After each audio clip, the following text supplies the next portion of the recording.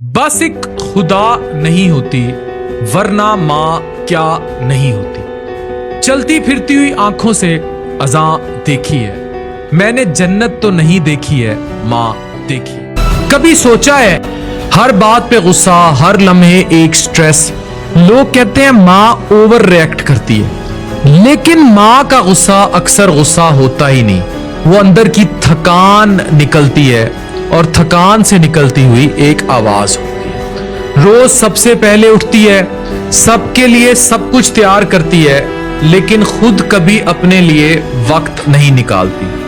हर छोटी छोटी फिक्र, नाश्ता, होमवर्क, फीस, सफाई उसके ज़हन में घूमती रहती है। जब कोई जिम्मेदारी बांटने वाला ना हो तो इंसान एक वक्त पे टूट जाता है। माँ का चीखना असल में उसकी गिरती हुई हिम्मत होती है, और तब भी अगर कोई काम रह जाए तो इल्जाम सबसे पहले उसी पर आता है। इतना भी नहीं संभाल सकती, उसकी चीख किसी से लड़ाई नहीं होती, सिर्फ एक दिल की पुकार होती है कि कोई तो पूछे अम्मी आप ठीक तो हैं। वो कहते हैं ना, अभी जिंदा है माँ मेरी, मुझे कुछ भी नहीं होगा, मैं घर से जब निकलता हूं दुआ भी साथ चलती है। अगर कभी सिर्फ इतना कह दिया जाए कि आज मैं कर लेता हूं, आप थोड़ा आराम कर लीजिए, तो हो सकता है कि वो फिर से जी उठे।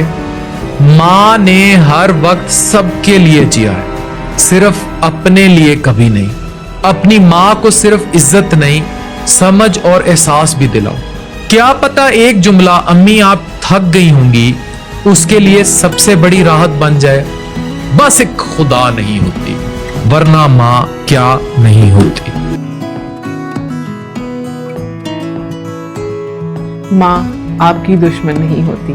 शायद उसके अल्फाज कभी सख्त लगते हैं, शायद उसका अंदाज आपको पसंद न आए, लेकिन उसका दिल सिर्फ आपके लिए ही धड़कता है। वो वही कहती है जो उसे सही लगता है, क्योंकि वो आपको दुनिया की ठोकरों से बचाना चाहती है। जब आप खामोश हो जाते हैं तो वो आपकी आंखों से ही आपके दर्द को पढ़ लेती है। जब आप रास्ता भूल जाते हैं तो वो किसी से शिकवा नहीं करती, बस खामोशी से दुआ के लिए हाथ उठा लेती है। और जब आप थक कर हार मानने लगते हैं तब भी वो बिना किसी शर्त के आपके साथ खड़ी हो जाती है। वो आपको कंट्रोल करना नहीं चाहती, वो सिर्फ चाहती है कि आप महफूज रहें, संभल के चलें और उस दर्द से बचें जो वो खुद देख चुकी होती है। शायद वो परफेक्ट ना हो, शायद उससे भी बहुत गलतियां हुई हों, लेकिन इस दुनिया में कोई और ऐसा नहीं जो आपके लिए अपना सुकून, अपनी नींद और अपनी ख्वाहिशें कुर्बान कर दे, बिना ये सोचे कि बदले में उसे क्या मिलेगा। माँ वो वाहिद रिश्ता है जो आपके जख्मों पर मरहम भी बनती है और दुआओं की